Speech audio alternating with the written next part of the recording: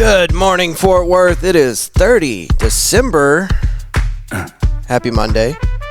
National Bacon Day. We'll get into that in just a minute. If this is your first time joining us, this is the Fort Worth Roots Morning Show. We've had this had Fort Worth Roots going for about 5 years now, but we just started the morning show about 3 months ago. This is meant to be a short episode to get you up to date with stuff happening in your area here in the Fort Worth region. As far east as Grand Prairie, as far north as Denton, far south as Burleson, as far west as Weatherford. I think I said all that right. We got segments. First segment today is the weather forecast for the week. I don't know, feels weird. Creeping up on January real quick, and it's 80 degrees for a high this Monday. No chance of rain. Got a low of 44, and then it's going to start cooling down. I know you've probably been seeing stuff about the Arctic blast that's coming. I don't know if this is part of it. Doesn't feel like an Arctic blast, but it is going to cool down. Tuesday, 58 for a high, 36 for a low. 53 Wednesday for a high, 34 for a low. 59 for a high Thursday, 40 for a low, 19% chance of rain. Friday, 61 for a high and 50 for a low. And then Saturday, 68. 44 for a low. Sunday, 51 and 30 for a low. And it looks like we got a 33% chance of rain there. I don't know about these rain numbers, man. We were telling you guys there was no rain in the forecast for this weekend, and I think we literally got rain every day up just north of Fort Worth. All right, let's move on to National Day of. We do this every day, Monday, Tuesday, Wednesday, and Thursday, and these just get more ridiculous all the time. But I think I can get behind today's National Day of. It's National Bacon Day, December 30th. Let's see. Do we care? Gather around the frying pan, everybody, because National Bacon Day is December 30th. And it's enough to make any bacon lover squeal. Just saying the word makes us hungry. It's an incredibly versatile food. You can eat it on a burger if you're ready for a major calorie fest, or you can crumble it over a salad if you're trying to be kind of healthy. But let's be honest, nothing is healthy with bacon on it. That's a strong opinion, and I don't know that I share that. I think if you put bacon on a salad, you're doing pretty good. Today in history, our next segment, there was only one thing that I saw that was even worth bringing up, and still not that big of a deal. The Soviet Union is founded in 1922 on this day. The Union of Soviet Socialist Republics, or Soviet Union, becomes the first Marxist country in the world following the October Revolution and grueling civil war that ended the Russian Empire. The USSR comprises a federation of Russia, Belarus, Ukraine, the Transcaucasian Federation. That sounds crazy, but will grow larger. All right, so that's your this day in history for December 30th. Moving on to our Fort Worth news. We have been getting most of our news stories for Fort Worth from the Fort Worth Report. You can go to fortworthreport.org to get these next three stories. And, I only have room in my schedule for so many stories. So some of these I select because they seem important to me, or I've got some history in that subject. And here's one of those. Texas concrete plants remain controversial. Lawmakers will tackle how to regulate them. If you guys don't know, for the past 5 years while doing this show, I've been driving a concrete truck, operating a concrete plant, something inside the concrete world for the past 5 years while you and I helped to build this Fort Worth Roots thing. There's a little picture of a dude walking around a concrete plant for the picture on this article at fortworthreport.org. As Tarrant County lawmakers prepare to kick off the Texas legislative session January 14th, Fort Worth Report journalists are exploring the policies set to be reshaped in Austin. Brandon McElroy is one of many Tarrant County residents who have fought to keep concrete batch plants from operating just miles from their homes. His main focus has been preventing J7 Ready Mix from opening a site in Rendon, an unincorporated area between Mansfield and Burleson. As of mid-December, the Texas Commission on Environmental Quality has yet to approve or deny J7's air quality permit application to build a plant at 5428 East FM 1187, regardless of the permit status. J7's facility is built but not operating. McElroy said the company moving forward with its construction plans showcases a lack of regulation from the state commission, said McElroy. Okay, you can read on with that at fortworthreport.org. Whenever I was operations manager at a plant down in Austin for about 9 months, there was a lot of local neighborhood folks inside that area that were very upset that there was a concrete batch plant operating right down the street from their homes. And if you don't know anything about it, whenever they're mixing up this concrete, it creates large plumes of fly ash that get into the air and can be a nuisance, but also probably a huge health concern. I don't know. Don't quote me on that. Definitely understand why people would be alarmed by this happening either around their home or anywhere near their water table. You ever have a chance to just kind of take a peek inside one of these concrete plants? You would probably not want one by your house. That's all I'll say on that. All right, onward. What's our next story here on the fortworthreport.org? Fort Worth ISD announced school closures, relocations in 2024. Here's where those stand. Editor's note, during the holiday season, the Fort Worth Report is looking back at the stories you told us you appreciated the most in 2024. Onward. Fort Worth ISD announced the closure of 4 schools and the complete relocation of students from 2 schools to new campuses in 2024. The decisions, rooted in strategic planning, aim to optimize educational outcomes and utilize district resources more effectively. Kelly Spencer, Deputy Superintendent of the Operations, told the report. As changes unfold, the district is adamant in communicating with the campus leaders and educators to understand what they and their campuses need. She said, particularly in regard to the relocation of International Newcomer Academy to the old Forest Oak 6th grade building and Applied Learning Academy's move to the now shuttered Wedgwood 6th grade. In December, Spencer updated the report on the progress of projects surrounding recent closures and moves. Let's see. Come on, folks. Where are the schools? Forest Oak 6th grade was closed due to struggling academic outcomes, while the other 3 campuses closed or are set to close because of declining enrollment and underutilization. Let's see here. Okay. West Hanley Elementary School closing by 2028. Approve the immediate closure of McLean 6th grade in December. Let's see. This article's just kind of all over the place. All right. So there are some schools closing and some students are getting moved around. That's going to be happening, relocations in 2024. All right. More on that at fortworthreport.org. Let's get on to that next news story. This one was something that caught my attention because these grain silos are just kind of part of Fort Worth. And I don't know. I feel like it's something that probably should have been torn down a long time ago, these grain silos. But since they're not, and they've been there for a century, kind of feels like a piece of history now. Fort Worth grain silos that have stood for a century may come down in 2025. Story again is by Fort Worth Report by Bob Francis and Camilla Diaz. Let's see here. They've stood for over a century, towering over the south side of the city, but sometime in 2025, the 12-story grain elevators may soon bite and create the dust. What? I don't know. Play on words, I guess they were going for there. In July, the city issued a demolition permit for a portion of the unused and dilapidated grain elevators that tower over Fort Worth's Heights neighborhood, Fort Worth Heights, at Alice Street.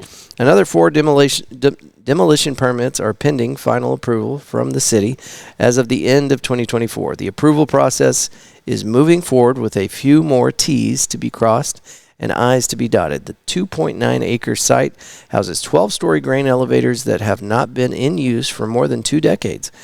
Neighbors and the city have complained for several years about the danger posed by the dilapidated property. The property owners, 3500 Alice Street Trust, have not responded to repeated requests from the city staff to repair or demolish structures. In March, the City of Fort Worth Building and Standards Commission unanimously declared the facility substandard and hazardous. The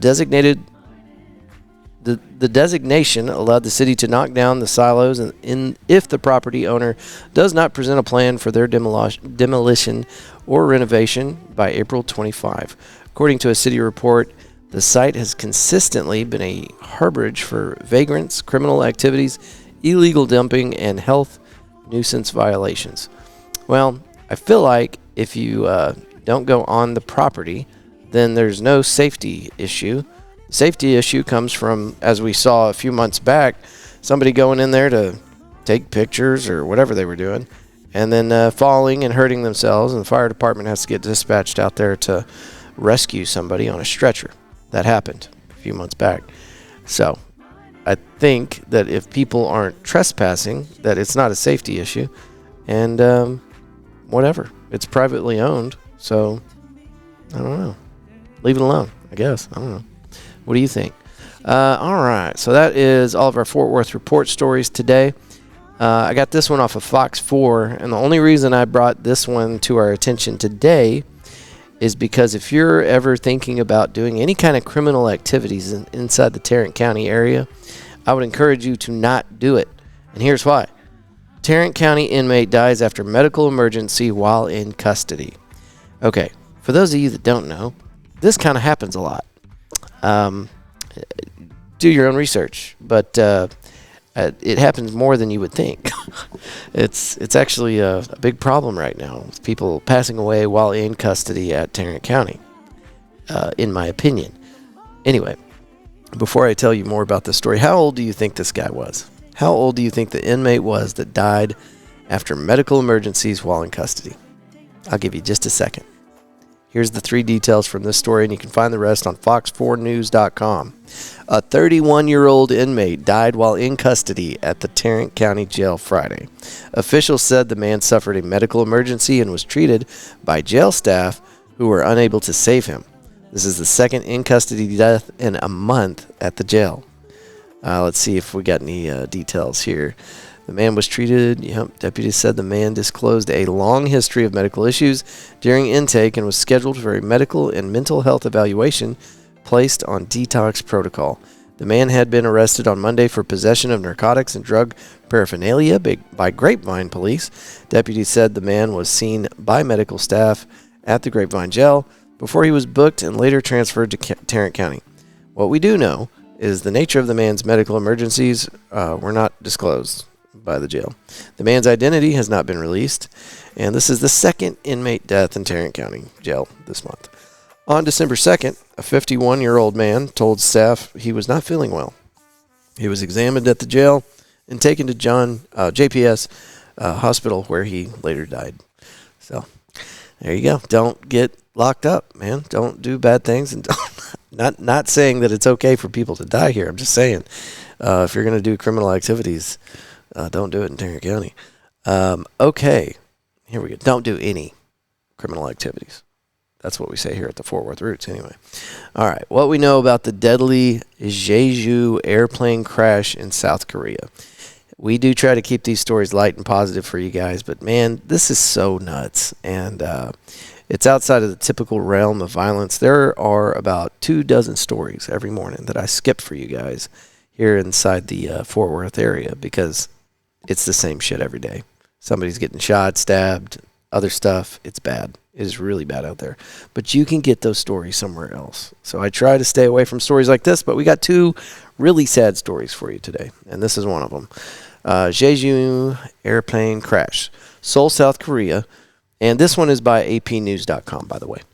Seoul, South Korea has vowed through thorough investigations to find what caused a plane crash that killed 179 people, saying Monday that it will also inspect all Boeing 737-800s, aircraft operated by the country's airline. Sunday's crash, the nation's deadliest aviation disaster in decades, has sent a shockwave through South Korean society, which is already facing a political crisis that led to the successive impeachments of the country's top 2 officials, President Yoon Suk-yeol and Prime Minister Han Duck-seo. Here are things to know about developments on the crash. What happened? Jeju Air Flight 7C2216 had departed from Bangkok and was heading was making its landing at Muan International Airport in South Korea after an initial failed landing attempt. The Boeing 737 plane received a bird strike warning from the ground control center. The pilot then issued a distress signal before the plane came down with its front landing gear closed, overshot the runway, slammed into a concrete fence, and burst into a fireball. Observers say the video of the crash showed the plane was suffering from suspected engine trouble, but the landing gear malfunction was likely the main reason for the crash. South Korean Transport Ministry officials said Monday they will examine whether the fence the plane hit, which housed a set of antennae designed to guide aircraft safely during landing, should have been made with lighter material that would break more easily upon impact. I don't know, man. I don't think your goal should be making the wall less stoppy. I think you should make sure your pilots know how to stoppy before hitting the wall. They said they were also trying to establish whether there were any communication problems between air traffic control and the pilot. Ministry officials said Monday the plane's flight data and cockpit audio recorders were moved to Research Center at Seoul's Gimpo International Airport ahead of their analysis. Ministry officials earlier said it would take months to complete the investigation of the crash. It's terrible. It's terrible. Damn. And I'm not seeing it here in the... Oh, here we go. This is crazy. This is the wildest part to me. 2 people, both crew members, survived. They were rescued from the plane's tail section, the only part of the aircraft that remained relatively intact after the crash. One of the survivors was treated for fractures to his ribs, shoulder blade, and upper spine. Zhu Wang, director of the Ewha Women's University Seoul Hospital, who treated him, said the man told doctors he woke up to find himself rescued. The passengers were predominantly South Korean, although they included 2 Thai nationals. The Transport Ministry said Monday. So are they not going to talk about the other guy? Park Han-sen, representative. Okay, so they're not talking about is the other guy just fine? I guess the other guy didn't have any injuries. Okay. Read on more at apnews.com, but you can probably find that story anywhere because this is wild. And it's crazy that 2 people survived, but I'm really glad they did. And I had, I can't remember what airline he flew for, but I had a pilot one time. He was a U.S.-based airline pilot. And I asked him, I was like, what is the best airline as far as safety? And he said, well, they're all pretty good. They're all regulated the same here in the U.S. But he also told me, you could not pay me enough money. There's no amount of money you could pay me to get me to fly on a non-U.S.-based air carrier. So when I see stuff like this, I'm like, that guy was right. I don't know. They don't have the same safety standards. They have to comply with U.S. safety standards whenever they're on this side of the pond. But when you're over there, some other country, you don't know. They do not expect these people to have the same standards that we do here in the United States because they simply do not. Be careful. I don't know. Maybe if you're not in the U.S., and it's a non-U.S. carrier, maybe take a train, get a cab, rent a car, take a bus, walk, jog, jump rope. I don't know. I don't know about getting on these non-U.S. Based airplanes. They scare the shit out of me. So, all right. Sad story. Moving on to our second sad story today. But you know what, man? Good for this dude because 100 years old and led a life that we should probably all be pretty envious of just because of his character and all the good that he did for us after his presidency. Jimmy Carter, 39th U.S. president and noted humanitarian, has died. This is on MSN.com. Story by Susan Page, and it's an 11-minute read. If you want to continue on with this one, I'm going to hit some high notes for you. Former President Jimmy Carter honored more widely for his humanitarian work around the globe after his presidency than for his White House tenure during a tumultuous time, has died. He was 100 years old. Carter died Sunday in his hometown of Plains, Georgia, in November 2023. The Nobel Peace Prize winner's wife of 77 years also passed away in the modest house they built together in 1961. when he had taken over his father's peanut warehouse business and was only beginning to consider a political career. All right, Jimmy Carter, thank you for everything you did, bud, and Godspeed. On to space news. SpaceX to launch its last Falcon 9 rocket on 2024 on New Year's Eve. Liftoff is scheduled for 12:34 a.m. on Tuesday, tomorrow. Let's see. Falcon 9 rocket topped with 21 Starlink broadband internet satellites. Jesus Christ. More satellites. Oh, God. Whenever I skip over the news stories for space news in the mornings, it's because it's just about more satellites. And I'm like, why? Who cares? I didn't realize this one was going to be about more satellites. But anyway, including 13 with direct-to-cell capability, is poised to lift off from Launch Complex 39 Alpha at NASA's Kennedy Space Center in Florida on Tuesday. So if you're in Florida, you can go watch a rocket take off. A live webcast. I bet people down there in that area are just tired of it, right? You got to be. How many rockets can you watch before just, another rocket? A live webcast of Tuesday's mission will begin about 5 minutes prior to liftoff, which you can watch on SpaceX website and on their social media network. Cool, cool, cool.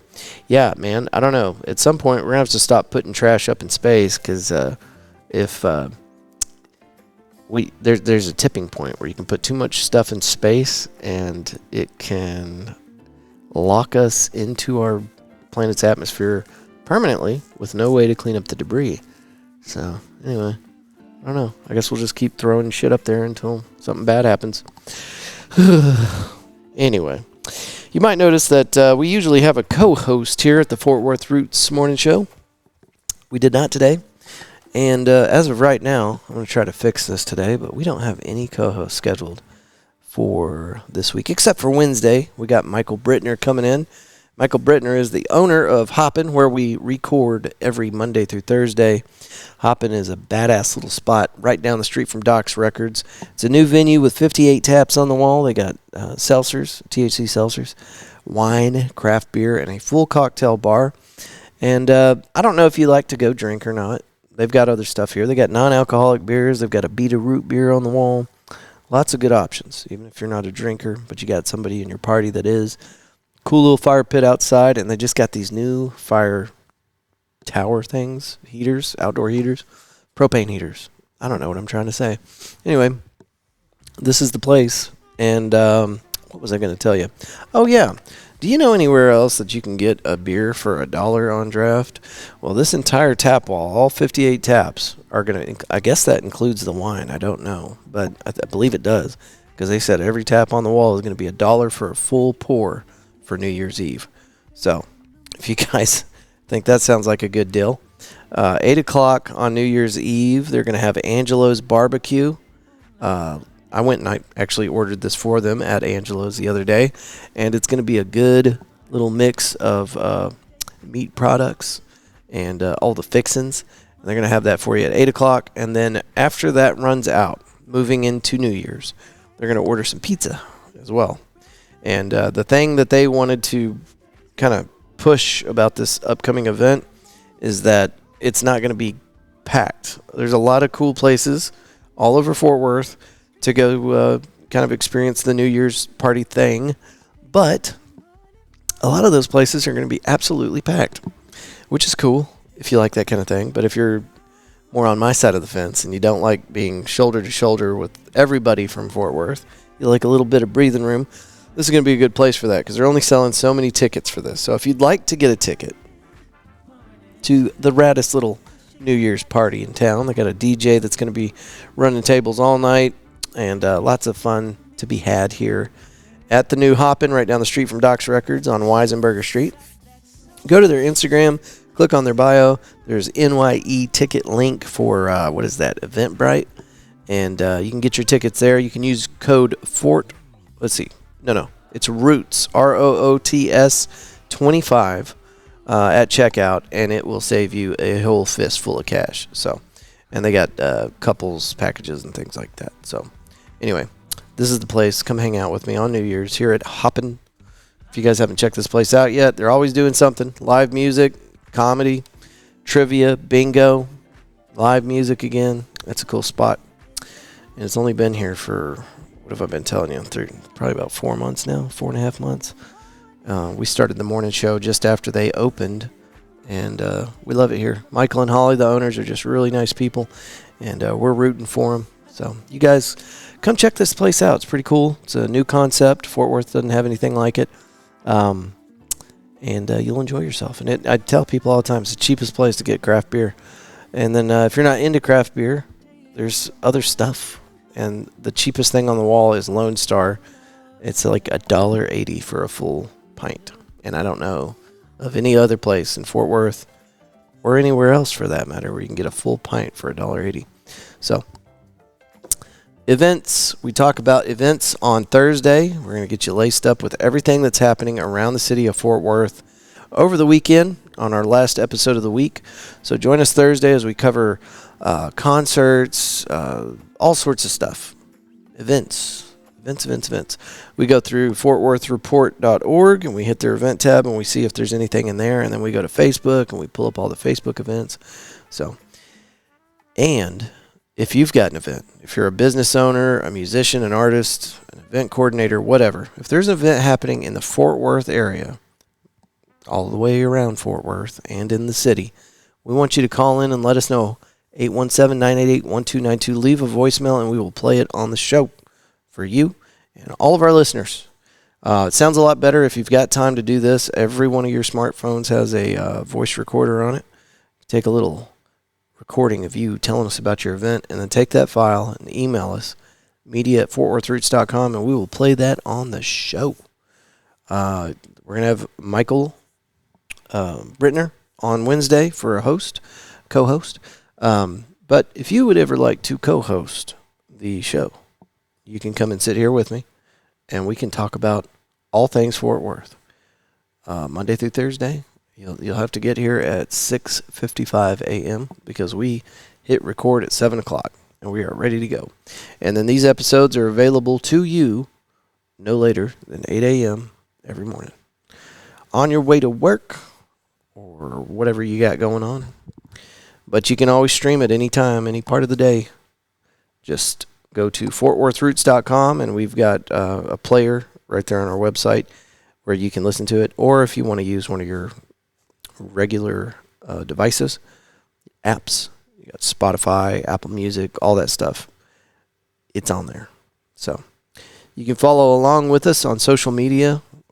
As people are much better about just tagging us, and we share those posts on our pages, events happening around town. So if you're looking for something to get into and you can't find a good resource, follow us on Instagram, TikTok, and Facebook, Fort Worth Roots, and we do everything that we can to share everybody's events that are happening around town. So, cool. All right, folks.